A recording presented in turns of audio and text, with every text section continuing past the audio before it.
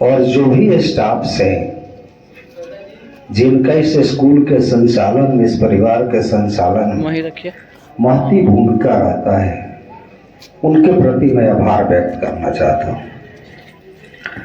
जनता के द्वारा शासन, मतलब होता है जनता के द्वारा शासन, मतलब कि यहाँ पर नेता को लोग चुनेंगे, जनता चुनेगी। हाँ ठीक है, बहुत सुंदर। इससे मैं थोड़ा सा ब्रीफ दे देता हूँ, तब हम लोग अपने गणतंत्र दिवस को मनाएंगे। पहले भारत का पूरे अधिकतर विश्व के अधिकांश हिस्से में जो भी कैंडिडेट हो, अपने अधिकतर हिस्सों में राजतंत्र था। राजतंत्र में क्या होता था कि राजा ही जुडिशरी का हेड होता था, राजा ही एग्जीक्यूटिव का हेड होता था, नहीं, और राजा ही लेजिस्लेचर का हेड होता था। उसमें हुआ क्या कि कुछ राजा ऐसे हुए जो बहुत महान हुए, और कुछ राजा ऐसे हुए जो प्रजा को अत्यधिक शोषण किए। प्रजा त्राहिमाम हो गई। जब भारत की आजादी की लड़ाई की बिगुल फूकी गई थी, तिलक और अगरकर दो घनिष्ठ मित्र थे। अगरकर ज्यादा दिन तक जीवित नहीं रह सके और फर्गुसन कॉलेज के प्रोफेसर रहे थे तिलक, और दोनों महान विद्वान थे। उस समय भारत में कोई स्वतंत्रता के विषय में या गणतंत्र के विषय में कोई सोच ही नहीं सकता था। आम नागरिक से पूछा जाए कि तुमको कैसा भारत हो या किस तरह का भारत की कल्पना करते हो, तो आम नागरिक सोचते थे कि कैसा भारत हो सकता है। सब ह्यूमन शब्द सुने हैं ना, वैसे आदमी जिनको अपनी अच्छाई या भलाई या बुराई के बारे में जानकारी ही न हो, उसको सब ह्यूमन कहते हैं। जिसको पूरी मानवता का गुण जिसमें डेवलप नहीं हुआ, तो लोग कहते थे कोई होई है रिपू, हमें क्या आने। नहीं, तो उस समय तिलक और अगरकर आपस में बहस करते थे, और बहस करते करते पहाड़ी तक चले जाते थे। रात दिन दोनों उद्भट विद्वान थे। तिलक के बारे में थोड़ा सा मैं आपको परिचय दे दूं। आप कभी किताब पढ़े होंगे, आर्कटिक होम ऑफ वेदाज।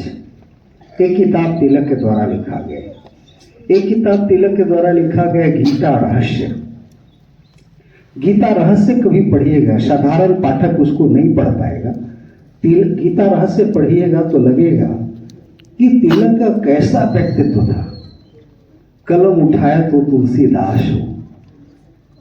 वो जब जेल की यात्रा हो, जीवन के अधिकांश हम लोगों ने जेल में बिताया, अंग्रेजों द्वारा प्रताड़ित हुए, जेल गए, भारत की आजादी के लिए लड़ रहे थे।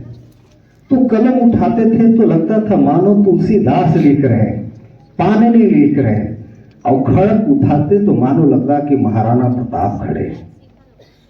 ऐसा डीवल व्यक्तित्व भगवान श्री राम नहीं हो सकता है। भगवान श्री राम जब को सुग्रीव पहली बार दर्शन करने गया था, हनुमान जी कंधे पर लेकर के जा रहे थे, तो गुप्तचरों द्वारा सुग्रीव से पूछवाया कि कैसा लगता है, तो चेहरे देखने से तो तपस्वी जैसा लगता है, हृदय के ताना बाना देखने से लगता है कि महान योद्धा है। एक ड्यूअल कैरेक्टर। पहले जितने नेता थे वो देखने से संत और लड़ने से योद्धा, इस तरह का कैरेक्टर था। तो उस समय अगरकर कहते थे किससे और किसकी आजादी है।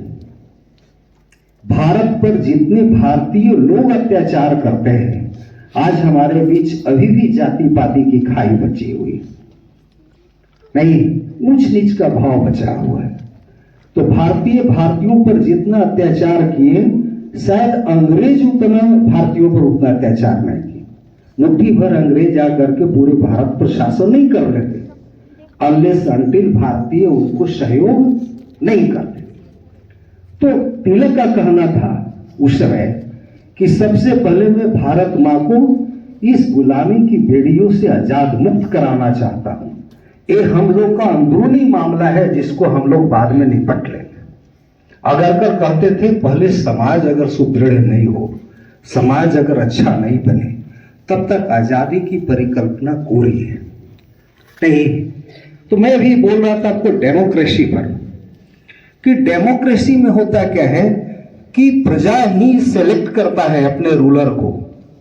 पहले था कि राजा ही जुडिशियरी का हेड होता था, जजमेंट देता था, राजा ही कानून बनाता था और राजा ही शासक होता था। आज हमारे यहाँ 3 पैरेलल व्यवस्था है, जिसमें है क्या, चाहे वो प्रधानमंत्री हो कोई आम नागरिक हो, अधिकार बराबर है, सबको एक वोट देने का अधिकार है। चाहे वो हिंदू हो, मुस्लिम हो, सिख हो, ईसाई हो या किसी भी जाति से बिलोंग करता हो, वो भारत का एक प्रतिष्ठित नागरिक है। उसे स्वतंत्रता पूर्वक अपनी आवाज को रखने की क्षमता होती है। इसके लिए हम लोग को कानूनन अधिकार मिला है। लेकिन अक्सर बातें जब अधिकार की होती है तो केवल हम लोग अधिकार ही समझते हैं। बोलने की आजादी का मतलब ये समझते हैं कि दूसरे धर्म वाले लोगों को क्रिटिसाइज करो या दूसरे को अपमानित करो, एक कैसा अधिकार है। अधिकार का मतलब होता है कि नग्न नाच करना नहीं। अधिकार का मतलब ये नहीं होता है कि देश के कोष को लूट लेना, जो आज नेताओं को देख रहे हैं। कोई अगर नेता हुए 5 साल सांसद रह गए या विधायक रह गए तो उनके पास अरबों की संपत्ति हो जाती है। आज भारत में एक बहुत बड़ी गैप है, उच्च नीच का गैप। धनी आज 2 वर्ग है, एक वर्ग जो धनी पर धनी होते जा रहा है और एक वर्ग जिसकी गरीबी, बेपनाह गरीबी से वो दुर्दंश झेल रहा है। और मैं कह रहा हूं आप लोगों को, हो सकता है कि मेरी वाणी में कुछ कमी हो या अति रंजना हो या कुछ मैं ज्यादा बोल रहा हूं, एग्जीग्रेशन ऑफ वर्ड्स हो। आपका दैनिक कर्तव्य है जहां राम राज्य जैसा। राम राज्य का मतलब कोई मैं धर्म विशेष की बात नहीं कर रहा हूं। गांधी जी कहा करते थे कि मैं तब समझूंगा कि भारत स्वतंत्र हो गया है जब आधी रात की भी लड़कियां या महिलाएं वैसे भी स्वतंत्र जा सकती हो जैसे पुरुष जाते हो। आपका प्रत्येक व्यक्ति का अपना एक कर्तव्य है। अब तो भारत गुलाम है नहीं, तो गणतंत्रता दिवस केवल झंडे फहरा लेने से नहीं बनता है। आपको ध्यान देना चाहिए कि भारत का सामूहिक विकास हो, हर क्षेत्र में विकास हो। इसमें आपका क्या कंट्रीब्यूशन होगा, इस बात पर आपको ध्यान देना चाहिए। सपोज कीजिए कि आप किसी के पुत्र हैं या पुत्री है, आप पढ़ाई लिखाई की अवस्था में, छात्र की अवस्था में है, उस समय आपका काम है बेहतर नागरिक बनना, बढ़िया से पढ़ाई लिखाई करना और एक समृद्ध नागरिक बनकर के, एक पढ़ा लिखा नागरिक बनकर के देश के प्रति योगदान देना। अगर कोई शिक्षक बन जाए, कल हमारे गांव में डीएम साहब गए थे सरकारी स्कूल को चेक करने, तो 2 महिलाएं शिक्षिका थी जो ऊपर बैठी हुई थी, छत के ऊपर धूप ले रही थी और बच्चों का अटेंडेंस भी नहीं ली थी। बताइए अगर भारत के ऐसे नागरिक होंगे तो भारत का विकास कैसे होगा? क्या देश के साथ चोरी नहीं है? अगर शिक्षक यहाँ बच्चे आए, फी देकर के पढ़ने आए और शिक्षक क्या करे, टाइम पास करे या सोचे कि चलो इसको थोड़ा सा पढ़ा देना है और फिर अपने कोचिंग में बुला लेना है, ट्यूशन में बुला लेना है, क्या देश के साथ ईमानदारी है? अगर आप ट्यूशन पढ़ाते हैं तो उस समय 100% आपको ईमानदारी होनी चाहिए। बीइंग ए पर्सन आपका कंट्रीब्यूशन क्या हो सकता है, इस पर आप बढ़िया से ध्यान दें। आजादी कोई खैरात में नहीं मिला है,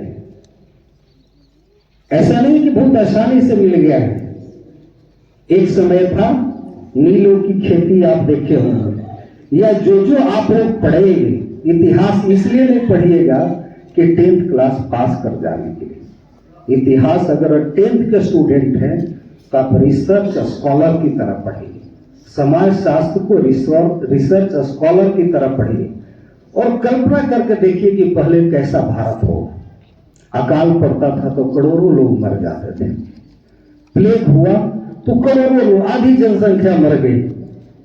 नहीं, बच्चे सामने बिलख बिलख के मर रहे हैं, खाए बिना, और मां उनको भोजन तक भी नहीं दे सकती थी।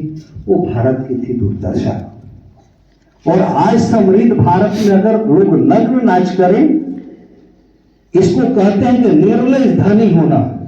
निर्लय धनी होना मतलब क्या कि कहीं आतंक फैलवा के अपना धर्म को बढ़ाएं, नहीं, कहीं महामारी फैला के अपना धर्म को बढ़ाएं, धन को बढ़ाएं। जैसे चाइना को सुने होंगे, अभी कोरोना आया, कोरोना वायरस आया, आप भी वैसा न करें। आपके अगल बगल कोई नक्शा बेचता हो, कोई शराब बेचता हो, कोई गलत काम करता हो, या आप रास्ते में जाते हैं तो किसी को देखें कि अगर कोई लड़कियों को छेड़ता हो या किसी गलत तरीके का व्यवहार करता हो या बाइक किस तरीके से चलाता हो जिससे दूसरे का जान जा सके, उस समय आप विरोध दर्ज करें, विरोध दर्ज करें।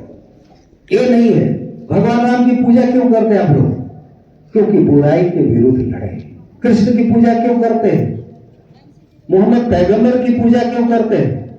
उन्होंने बुराई के विरुद्ध लड़ा। क्राइस्ट की पूजा क्यों करते हैं? क्योंकि लड़ा। वो कोई व्यक्तिगत जीवन व्यक्तिगत मनुष्य बन के नहीं रह गया। व्यक्तिगत जीवन से तो पाप की गली निकलती है। सार्वजनिक जीवन जी करके देखिए, उसमें सबका कल्याण होता है। इन्हीं बातों के साथ अपनी मैं वाणी को विराम देता हूं। जय हिंद।